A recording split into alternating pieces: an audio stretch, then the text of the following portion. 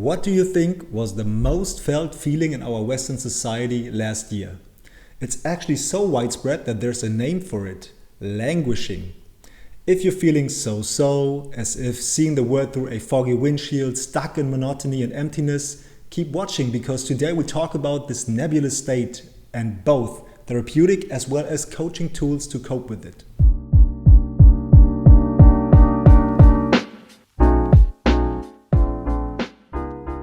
Hi there, thanks for tuning in again. I'm Jonas, co-founder here at FlowLab, a mental fitness app using personalized guided meditations to achieve more fulfilling flow states. If you'd like to give it a try, there's a promo code in the description to get 50% off the yearly subscription. Before we begin, if you want to support us, I'd be happy if you subscribe to our channel and give this video a thumbs up. We'll release a new video on mental fitness every Friday. This video is a collaboration with Calmary, a platform for online therapy with licensed therapists. We'll talk more about them later, and you'll find more info in the description as well. 1 year after COVID hit, an article by Adam Grant went viral, pinpointing what many people felt like back then: a constant feeling of blah, stuck in the void of meaninglessness and stagnation. It was the most read article in the New York Times in 2021. People lacked concentration and motivation, were dissatisfied and felt quite indifferent. They were a bit aimless, a bit unsettled. This nebulous state has been termed languishing. It's neither depression nor is it flourishing. You don't hit rock bottom, but you're also not living your best life. You're floating somewhere in between. Your day-to-day stresses just seem to hit a bit harder.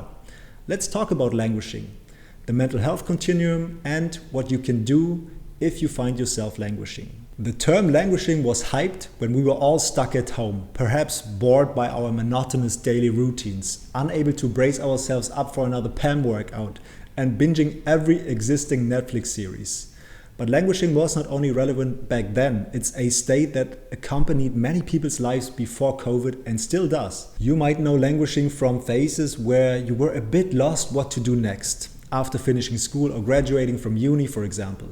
Or from the winter month when it's dark and cold outside, when you're tired, demotivated, and spend more time at home. Perhaps it creeps up on you no matter the season. Languishing is hard to spot because you're feeling indifferent. There's often not even the motivation or interest to reflect on your experience in the first place. The researcher Keyes found languishing to be just as prevalent as pure episodes of major depression. Languishing and depression can also be comorbid, so occurring together. Keyes found out that 29% of his study sample were either languishing, depressed, or both. So if you find yourself in a state of meh, how do you know whether you're just languishing or whether you're depressed or at risk for depression? How can you evaluate your mental health status? Well, first of all, the term languishing reminds us that it's not two categories of either being mentally ill or mentally healthy. Mental health is a continuum. On one end, we have mental disorders. On the other hand, thriving and flourishing. Languishing is just in between. It's not depression or burnout, it's the absence of mental health. According to the US Department of Health and Human Services, mental health is a state of successful performance of mental function, resulting in productive activities, fulfilling relationships with people, and the ability to adapt to change and to cope with adversity. In other words, you're engaged, resilient, and feel connected to other people. Diagnostic schemes to determine someone's level of mental health include scales measuring things like emotional vitality or psychological and social functioning. Scoring high on these measures means you have high levels of mental well-being, while scoring low indicates languishing. And of course, there are many shades in between with moderate levels of mental health. But basically, when locating yourself on this side of the mental health continuum, you don't necessarily need therapeutic guidance, but can usually benefit from mental coaching tools that you can apply yourself or together with a coach to become more resilient and build your personal resources. We'll talk about a few concrete tips at the end of this video, but on the lower end of the spectrum, it might be worth looking a bit closer at how we're doing, because languishing may also be confused with a depressive episode or actually be a precursor for depression. That's why we shouldn't be too casual about it. Languishing and depression share some symptoms like lack of drive, indifference, or lack of joy. And since they can also co-occur, it's important to become aware of whether it might be good to get some therapeutic guidance. A diagnosis should always be made by a qualified professional, such as by our online therapy partners at LuKremBo. But to give you some background on guidelines that may hint toward a mental disorder, I'd like to introduce to you the 3 Ds of abnormality, as defined in DSM, the Diagnostic and Statistical Manual of Mental Disorders: deviance, dysfunction, and distress. Quick side note, abnormality may come across quite stigmatizing. It's traditionally called 3 Ds of abnormality, but let's simply stick with 3 Ds for now. So we start at the lower end of the mental health continuum, but many people will realize that languishing is simply a phase and that there are no severe underlying mental disorders. That's why afterwards we'll move to the upper end of the mental health continuum and talk about concrete tools from mental coaching to cope with languishing. The first D refers to deviating from the norm. Is someone's behavior somewhat rare compared to the norm? Or in the context of languishing, you might ask yourself, is my current state or behavior different from the norm or also from my usual behavior? Well, the thing is, not all unusual behaviors are bad.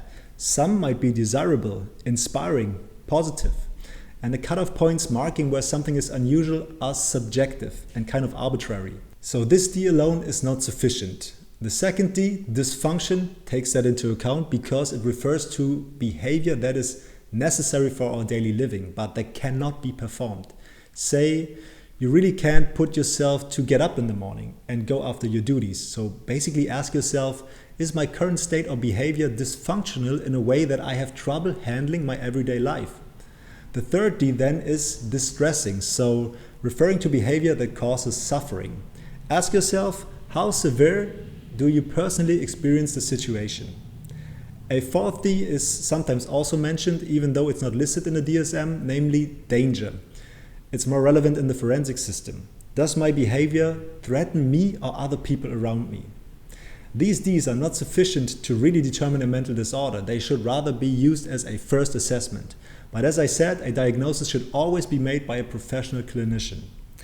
The search for a therapist can be very tedious though, but fortunately there are great online resources by now to help out. So at this point I'd like to introduce LuKremBo, a platform for online therapy with licensed therapists who cover a range of different specialities to meet your individual needs.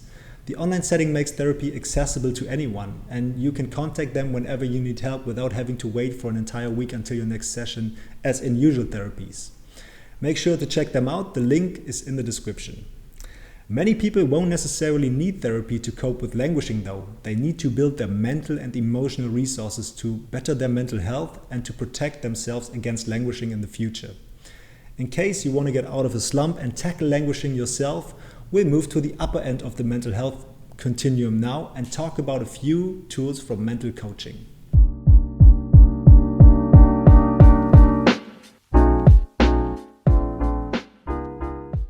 When struggling to maintain your focus while working, motivate yourself for a workout or to stay optimistic, self-compassion can help to ease this feeling of inner resistance or guilt. Treat yourself with kindness and talk to people you feel connected to. And perhaps you see that they know this feeling too. In fact, self-disclosure and showing compassion for the other can already lift your mood. Studies show that felt understanding enhances health and happiness and encourages openness in relationships. What's more, a giving attitude is what languishers can learn from flourishers. Actually, languishers are observed to be more self-oriented, perceiving their pets or their possessions as most important to them, while flourishers feel more connected to other people around them or society. Which brings us to the point number 2, engage in meaningful activities.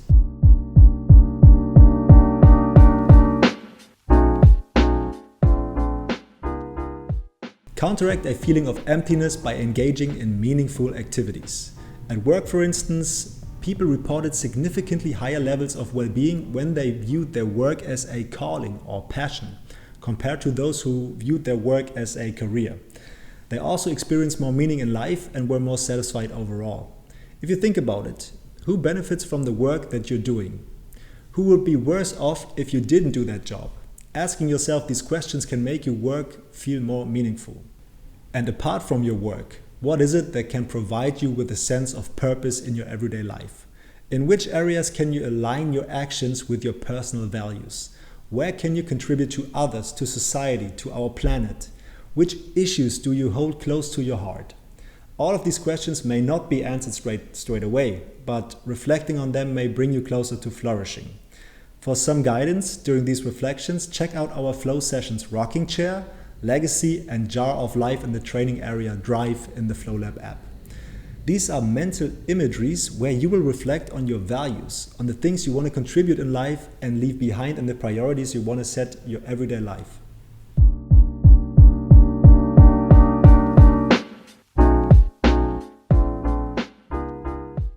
Finally, as Adam Grant describes in his article, the best predictor for well-being is not optimism, it's flow. Being immersed in an activity that challenges you, where you feel active and engaged, where you are so completely absorbed that you lose track of time.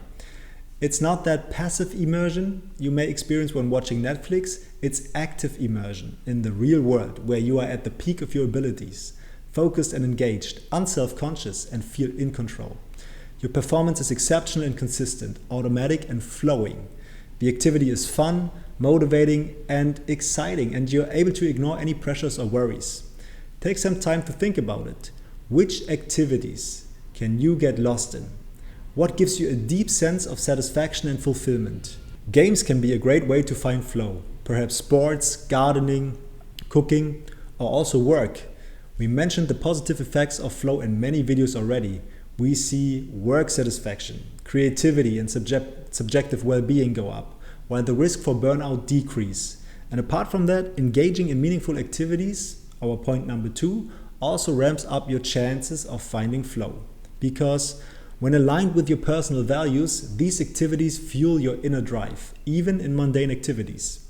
In the long run, this triggers an upward spiral between flow and meaning. Meaningful tasks help us find flow, and flow motivates us to pursue meaningful tasks in the future again. To find flow, make sure you stretch your skills so the task feels challenging but not overwhelming.